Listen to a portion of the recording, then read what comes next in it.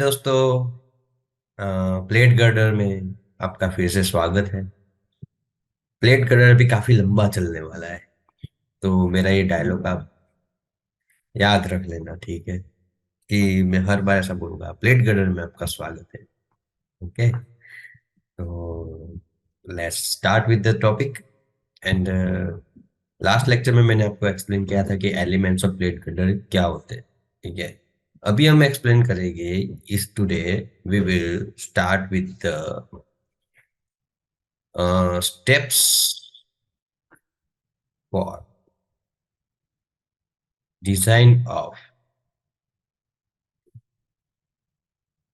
Plate girder. Steps for design of plate girder means हम क्या देखेंगे आज? स्टेप्स देखेंगे। प्लेट गर्डर डिजाइन तो करना है ना। अब डिजाइन करने के लिए हम डायरेक्ट तो डिजाइन नहीं कर सकते कि भाई चल मेरे को प्लेट गर्डर डिजाइन करना है, ले ये प्लेट गर्डर रख दे। ऐसा नहीं हो सकता ना। स्टेप बाय स्टेप चलना पड़ता है, ऐसे सीढ़ियाँ। ठीक है, चलो सीढ़ियों से याद आया तो मैं सीढ़ी बनाते जाता हूँ। ठीक है, अभी यहाँ पे देखो कि हमें करना है यहाँ पे डिजाइन ऑफ प्लेट गर्डर क्या है।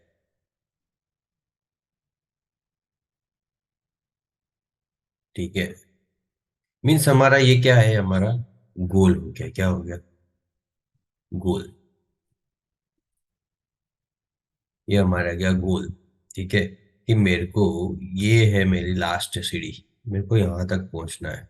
ठीक है, अब यहाँ तक आने के लिए हमें क्या क्या करना पड़ेगा? ठीक है, मैं बहुत ही सिंपल वे में एक्सप्लेन करता हूँ। डिजाइन। अब डिजाइन में क्या क्या आएगा? एक तो सेक्शन प्रोवाइड करना है, उसका डिजाइन आएगा।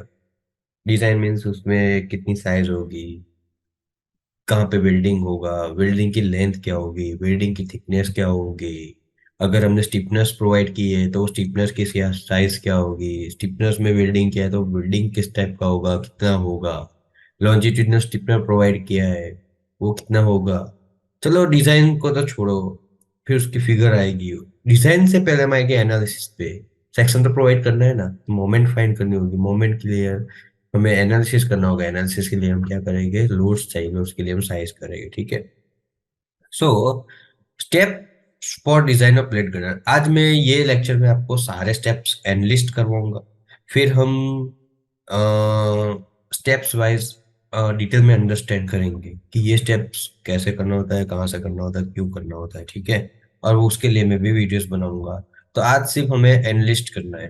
तो एनलिस्ट करने के लिए हमारा पहला स्टेप क्या है? ये गोल तक पहुंचने के लिए हमारे पास फर्स्ट स्टेप ये है कि अगर मेरे को ये गोल तक पहुंचना है तो पहला स्टेप हमारा होगा लोडिंग।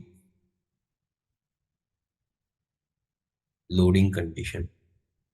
ठीक है, तो लोडिंग फाइंड करना होगा कि लोड्स कौन से उसमें लगते हैं। ठीक है, हमें पहले ये भी डिटेल में हम स्टडी करेंगे। लोड्स के बाद हम कैलकुलेट करेंगे shear force and bending moment. Analysis force आएगी, क्या आएगी? Shear force and bending moment.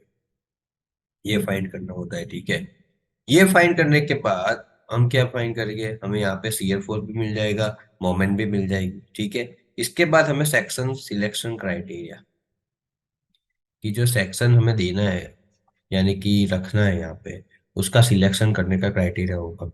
ठीक है, अब हम सेक्शन सिलेक्ट कर लेते हैं।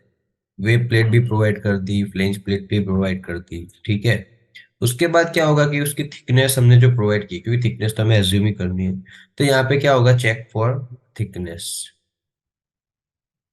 चेक फॉर हमारा आएगा मिनिमम थिकनेस।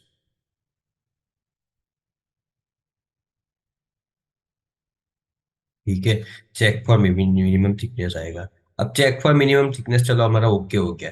हमने लोडिंग भी कर दिया, शियर फोर्स बेंडिंग मोमेंट भी फाइंड कर लिया, सेक्शन सिलेक्ट भी कर लिया, चेक फॉर मिनिमम थिकनेस भी कर लिया। अब हमने जो मोमेंट फाइंड की है, तो मोमेंट कैपेसिटी फाइंड करनी है कि हमने सिलेक्ट सेक्शन सिलेक्ट कर दिया, सेक्शन प्रोवाइड कर दिया, तो चेक फॉर मोमेंट कैपेसिटी, क्या ये वो मोमेंट रेसिस्ट कर पा रहा है कि नहीं कर पा रहा है, वो हमें देखना है। ठीक है, चेक फॉर मोमेंट कैपेसिटी। फिर सिक्स्थ स्टेप होगा, जैसे मोमेंट कैपेसिटी किया है, इस पर चेक फॉर शियर होगा। चेक फॉर शियर कैपेसिटी क्या है? सीयर को भी रेजिस्ट कर पा रहा है कि नहीं कर पा रहा है। जैसे मोमेंट को करता है वैसे सीयर को भी रेजिस्ट कर पा रहा है कि नहीं कर पा रहा है। उसके बाद क्या आएगा, चेक फॉर वेब बकलिंग। अब ये चेक करने के बाद हमें मालूम पड़ेगा कि हमें कोई स्टिफनर प्रोवाइड करवाना है कि नहीं। ठीक है, अगर हमें यहाँ पे स्टिफनर प्रोवाइड करना है तो कौन सी मेथड से करना है। जैसे मैंने बोला, दो मेथड है, सिंपल पोस्ट क्रिटिकल मेथड और टेंशन फील्ड मेथड। ये चेक और वेब बकलिंग का जो हमारा लेक्चर होगा उसमें मैं आपको वो मेथड भी एक्सप्लेन करूंगा कि सिंपल पोस्ट क्रिटिकल मेथड क्या है और टेंशन फील्ड मेथड क्या है। ठीक है, उसके बाद क्या होगा, हमारा स्टेप होगा check for anchor forces.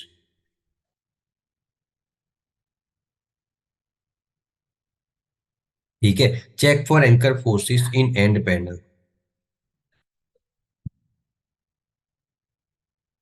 Okay, in the this check is required for intermediate panel. Check for anchor forces in end panel. When intermediate transverse stiffness is required, means अगर टेंशन फील्ड यानी post buckling से हमें जाना है और longitudinal stiffness provide करना है तो ये चेक हमारे लिए काम का आएगा। अब ये सब चेक होने के बाद हमने डिसाइड कर लिया कि हमें यहाँ पे ये टाइप के स्टिफनेस प्रोवाइड करने हैं। तो उसके बाद हमारे चेक स्टार्ट हो गए, कौन से बेस पे स्टार्ट हो गए कि अगर हमने एंड बेरिंग प्रोवाइड किया है तो डिजाइन फॉर बेरिंग स्टिफनर होगा। क्या होगा, डिजाइन फॉर बेरिंग स्टिफनर्स। ठीक है, अब इंटरमीडिएट प्रोवाइड किया है तो डिजाइन फॉर इंटरमीडिएट स्टिफनर होगा।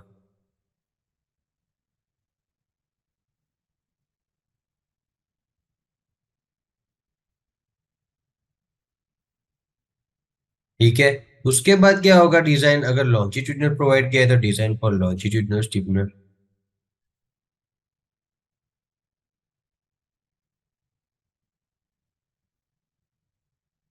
ओके, ये हो गया तो अब हमारे पास लास्ट ऑप्शन होगा, सब कुछ प्रोवाइड कर लिया तो वेल्डिंग डिजाइन यानी कि कनेक्शन, डिजाइन फॉर कनेक्शन होगा, डिजाइन फॉर कनेक्शन। कौन सा कनेक्शन, तो उसमें आएगा वेब टू फ्लेंज। ठीक है, स्टिफनर प्लेट टू वेब,